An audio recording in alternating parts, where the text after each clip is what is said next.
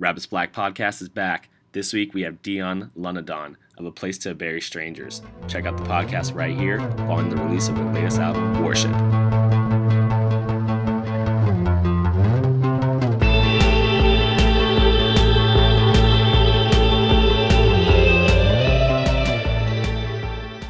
How you doing, Dion? I'm good. How you doing, Ronnie? Very good, very good. And you're out in New York today, right? I am out in New York, but I'm kind of lying flat in bed at the moment. Well, good. Well, we're glad we caught you. You guys have been very busy, and it's a big week. You guys had Worship release on Tuesday. How's that? How's the week played out with the album release a few days ago? It's been good. We finished the album back in February, around about the time when our EP came out. So it's just been kind of waiting around for it to come out, and the day has arrived, which is always cool because we spent so long and a hard time working on it. So it's good to have it out finally. Great, yeah, and it's really an amazing album, and we'll get into that as well. It does a lot of things differently than I think some of your other albums and EPs did. And, you know, the band kind of traces its roots back to the early 2000s. Really, Oliver's been kind of the constant member at this point. How did you come to the band, and how did you become one of its integral members? Well, I heard that Jono was leaving the band, the old bass player, after an Australian tour. I think it was March of 2010. I was in a band that wasn't really working out for me, and I kind of saw it as my way to escape that and get into something that was actually sort of already moving and going. I knew Jay, the drummer, from previous bands and things like that, and so I just gave him a call. Went tried out, got the job, went on tour for a week later for about 3 months, and it's pretty much just been doing it since. And luckily Oliver has kind of, welcomed me with open arms and been kind of into me, writing and things like that as well. Yeah, I think was the True Lovers the other band that you were working with at the time before A Place to Bury Strangers? Yeah. Okay. Yeah, it was. Yeah, very familiar with them, and it's a very a different band, different sound. Was it a difficult change, or was this kind of something that you were looking to get into? No, it wasn't really a difficult change. I mean, it's not a million miles away from what I've done before. I don't know. It's kind of all just rock and roll music. I don't know. I had the kind of same attitude, I think, as Oliver when it comes to making music. So, the True Lovers was definitely more, it wasn't anywhere near being a noise act or anything like that. But it wasn't, it wasn't too difficult to sort of change or, sort of try to get what Oliver was going for. I spent a year of being in the band just trying to really keep an open mind and listen to what Oliver was doing and try to learn, from where he was coming from and things like that. And, yeah. Yeah, and I think now this makes you, because J Space left, you have Robbie Gonzalez on tour, who we saw in Los Angeles.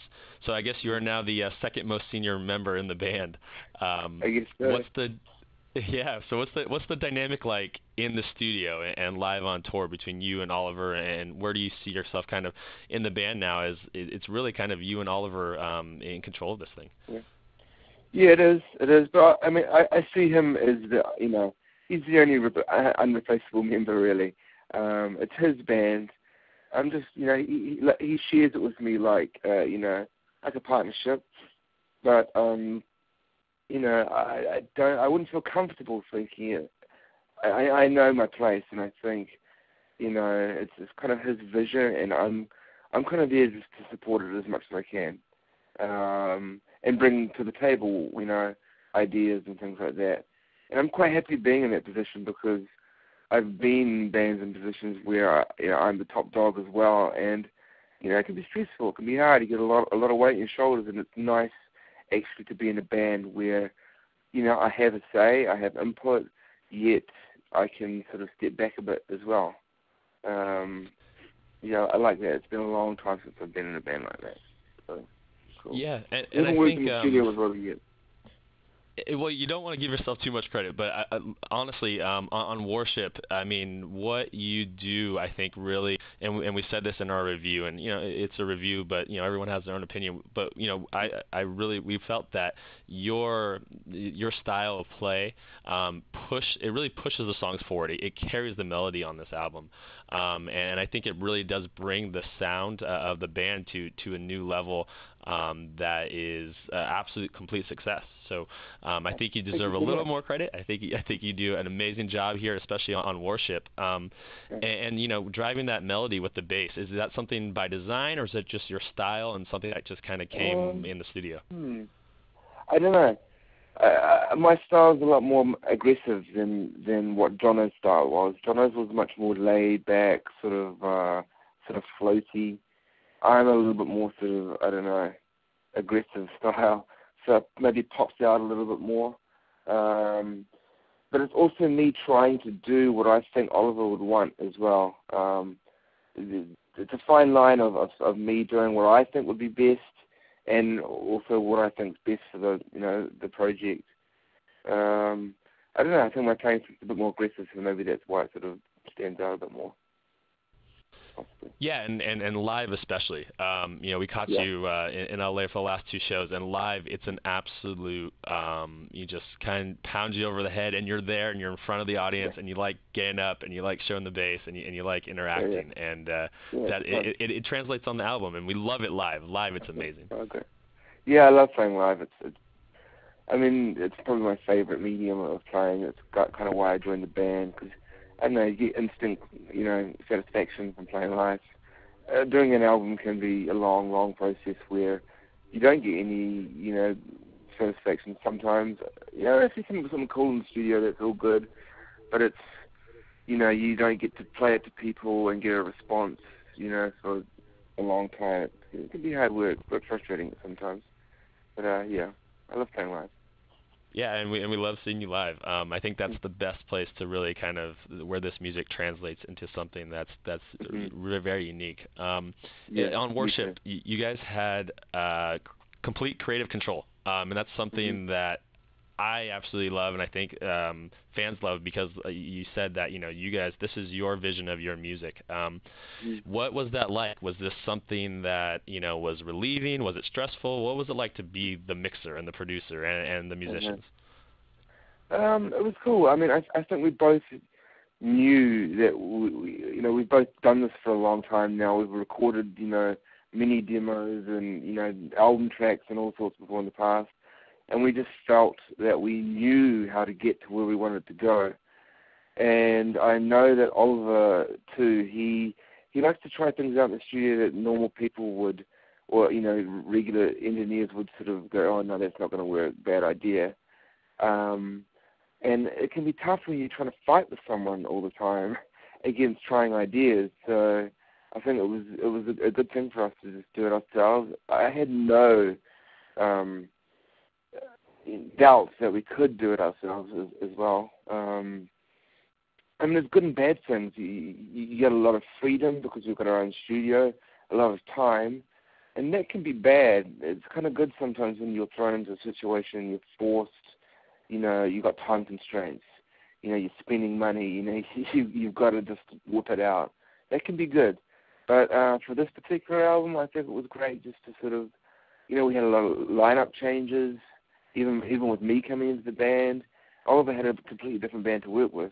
So, going into a studio probably wouldn't have been the best idea. But yeah, I think we did a good job, and especially Oliver. He really does know his way around sound. With the pedal business and all, he knows how to get sound, and he knows the science behind it as well. To be honest, he's one of the best mastering engineers I've heard. And people know that too in the industry, and it's one of the things that he's the people that do know that about him, and he does some amazing stuff. Now, were you involved in the writing process as well with the songs? From a lyrical standpoint. A little bit from a lyrical standpoint, not so much.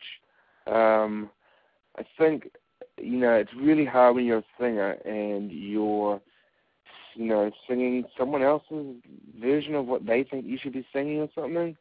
So, I mean, I definitely helped him out. I tried to help him out as much as I could. But I think he was more comfortable with sort of, coming out with his own lyrics. I mean, because at the end of the day, he's singing them. He's got to be happy with them, I mean, lyrically, there'd be times where we would disagree on a whole bunch of stuff. But I'm not the guy singing it at the end of the day. And as I said before, I see him as as the main driving force of this band. So if he says, I want this lyric, I'm like, I don't think it's any good. And he says, well, I want this lyric. I'm like, okay, there you go. It's you should do it then, because that's part of the beauty of being in the position where I am. I don't get too, I don't get too stressed out about it. So if that's what you want, then that's what you do. It's all good. I'm not gonna worry about it too much, Yeah, well, it sounds very, like I said, very, very relieving in a way to be in a position where you, just from talking to you, you sound like that you feel happy with kind of what's going on in the band, and you're right, you were in some positions where you were the driving force, and that can be, sometimes it can be stifling on creation because you're worried about 100 different other things. And also being in this position now, I can see where in past bands, when other members would say to me stuff, and I would, I'd be the last say. What I say at the end of the day, what I'm going to say is going to happen. I'll listen to what your opinion is.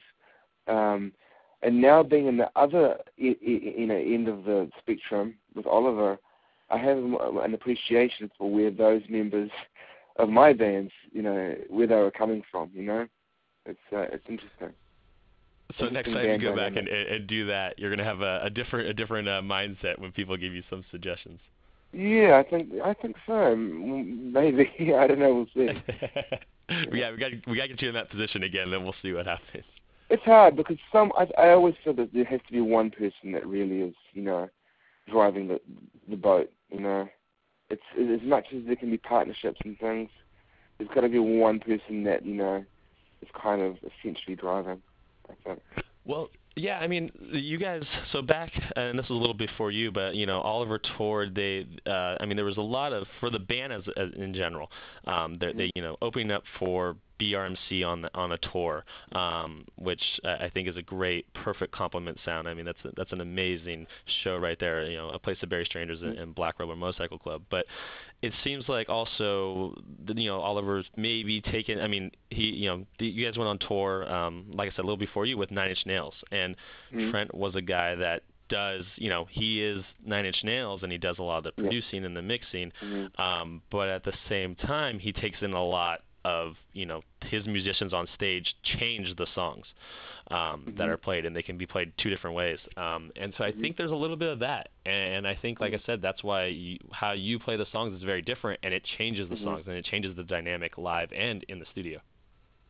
Yeah, it does. I mean, when I first joined, I tried to actually really study how Jono played the bass, his little laid-back style. And, it's cool to sort of learn and expand and see how people, get certain sounds. But, essentially at the end of the day, you got to just kind of do what you do. And if it works, it works. If it doesn't, you're probably not the right person for the band. But, I just kind of just do what I do now.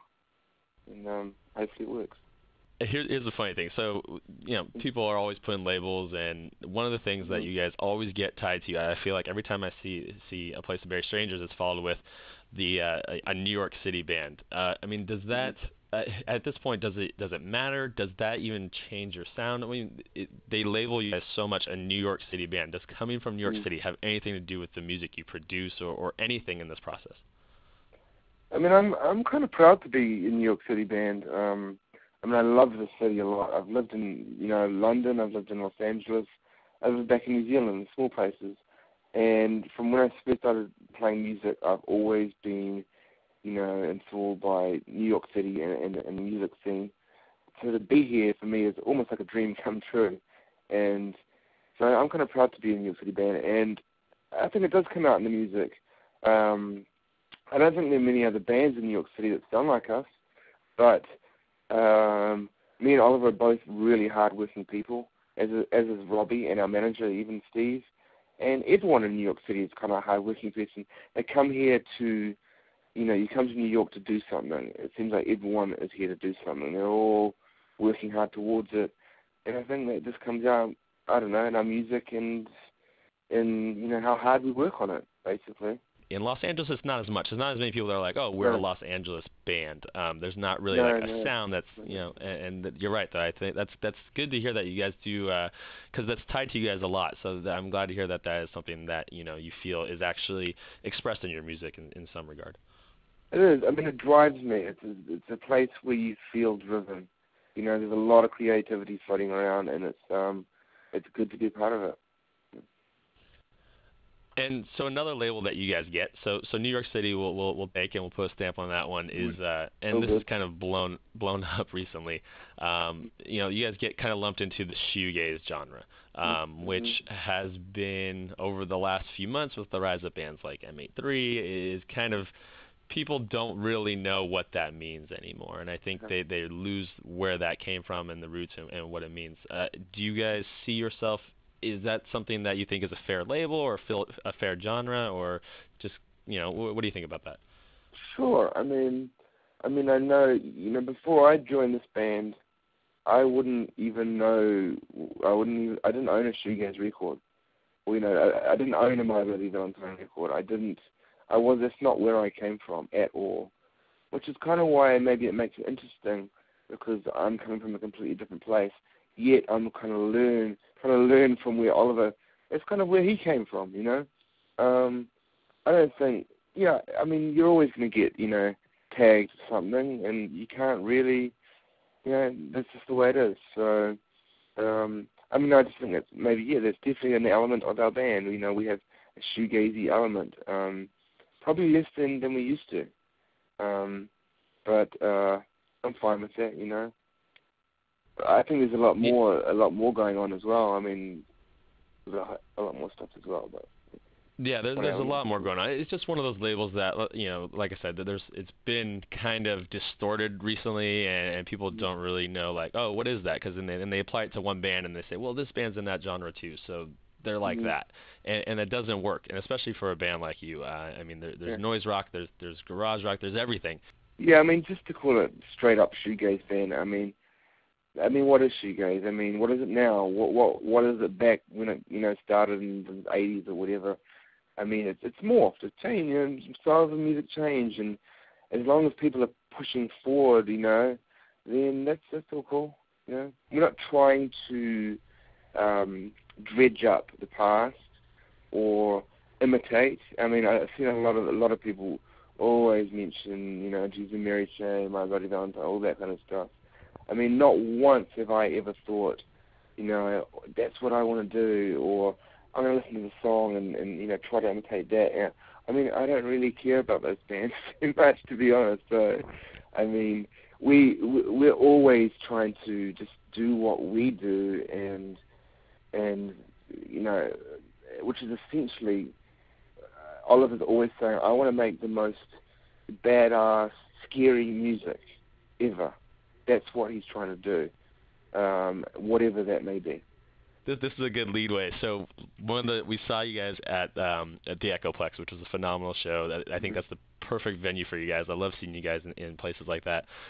We also caught you before in Los Angeles with the Joy Formidable, which personally I would say was one of the funniest absolute lineups I've ever seen. To have you guys play first, and then be followed by the Joy Formidable. Literally, there was people there that were there for the Joy Formidable that were, I swear, scared out of their minds when you guys came on stage and were about two songs in. That's good. That's good. That's what we're trying to do. We want people to be scared and come to a show and go, oh my God, I was actually worried. I was scared. You don't go see bands like that anymore. It doesn't happen. There's so many twee bands, and sure there's all sorts of good music out there, but there's not much that's truly scary, or and that's what we want to be. We want people to actually walk out of that show going, I don't. What the hell did I just see? You know, I was scared at times. I mean, when I saw bands like that when I was a kid, those are the ones that kind of changed my life. And I'm like, wow, that was just like, that's a rock and roll band. This is dangerous. It's scary, you know. Doesn't happen much. Yeah, I was with someone and they said they could actually feel the music after you guys left off stage through their bones. They're like, I can feel that through my whole body, and that's an amazing compliment. It is. I mean, that's part of the reason we would like to play so loud is because so you can actually physically feel it.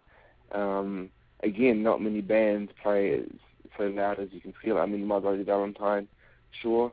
Yeah, but it's an interesting experience, you know, to actually physically feel the music, because with the visuals as well, it takes over all the senses. So you're in this little prison almost of sound, vision, and, you know, touch that you can't escape, and that's part of the reason, you know, it can be kind of scary. Yeah, and we love that, and so you're fans. And then also you personally, to a different medium, you dabble in DJ sets from time to time. Is that just something that you like to do for fun, or what's that about? No, yeah, it's fun. It's just, you know, I'm a musician and I'm not rich. I need to get some money. When I'm back in New York City, I DJ, you know, maybe a couple of times a month, just as you know, some extra money that I need to get, really. Sometimes it could be not fun. You know, like anything else. It all depends on your crowd, yeah. Well, it just depends on how you feel. I haven't done it for a while. Then it's all cool. If we're not touring and we're writing an album, I'll be DJing a lot more when I'm here. It can be a little pain in the ass because it's not really what I want to be doing. I want to be playing music the whole time, or, you know, going on holiday or something. Yeah, is there a track that you give us like one or two tracks that you have to play in your DJ sets? Cool. Okay, what do I always play? Okay, I play a song called Bubblegum by Kim Fowley. It's a good one. Another one I always play would be Ramblin' Man by Bob Seger System. We're going to hold that to you, too, so when we see your next DJ set, we'll... Definitely. All right, cool. So what we'll do now is we'll hop into our 10 questions. So we do 10 questions, fun, easy answers. You can do one-word answer. You can do a sentence, whatever you want. So first thing that comes to your mind, go for it. All right, 10 questions. Your favorite album right now? Goddamn hard question. What did I buy? Bob Seger System.